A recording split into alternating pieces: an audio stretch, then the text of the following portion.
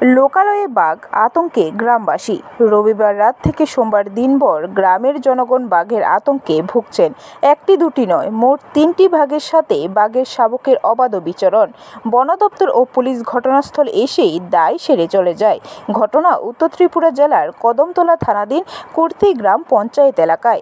ঘটনার বিবরণে জানা যায়, রবিবার রাত আনুমানিক 12টা নাগাদ কুর্তি গ্রাম পঞ্চায়েতের মধ্য রাজনগর এলাকায় নূর আহমেদ ধর্মনগর থেকে বাড়িতে আসার পথে মধ্য রাজনগর অঙ্গনওয়াড়ি কেন্দ্রের বিপরীতে রাস্তার পাশে দুটি বাঘ দেখতে পান। প্রথমে তিনি তার মনের ভ্রম ভাবলেও পরবর্তীতে তিনি আতঙ্কিত হয়ে গাড়ির দরজার গ্লাস বন্ধ করে তা ক্যামেরা বন্দি সহ আশেপাশের মানুষের সাথে ফোনে যোগাযোগ করেন, কিন্তু ভয়ে এদিন রাতে কেউ বেরিয়ে আসেননি।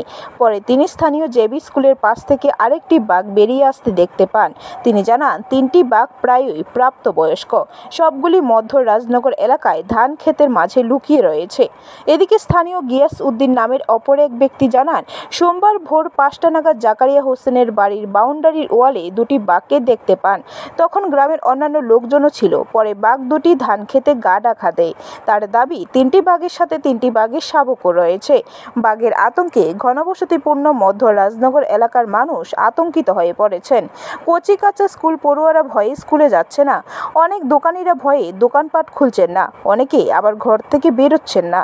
কদমতলা পঞ্চায়েত সমিতির সদস্য জহরুল হক জানান, প্রতি বছর ভাদ্র আশ্বিন ও কার্তিক মাসে কুর্তি এলাকায় বাঘের আনাগোনা দেখা যায়।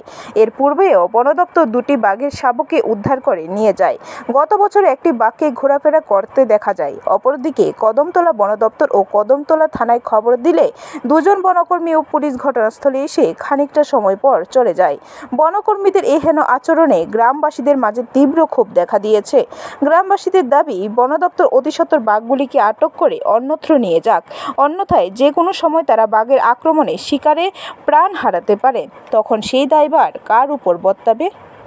অ্যাকচুয়ালি কালকে রাত্রে যে ঘটনা হয়েছে তাই নিয়ে আমারও ফোন করছিল, কিন্তু আমিও নিজে বাইরেতে বই লাগছে, তো আমিও একা বাইরেছি না, প্রায় রাত্রে একটা এরকম বাজে।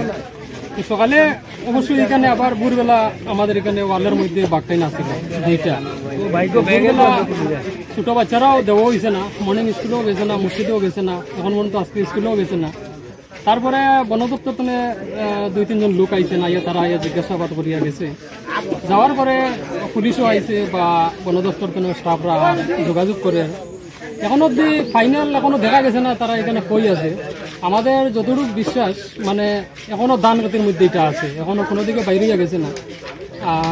3টা বাঘ আছে, 3টার সঙ্গে ছোটো ছোটো বাচ্চাও 3টা আছে। কালকে রাত্রে মানুষের বাচ্চাও দেখছে।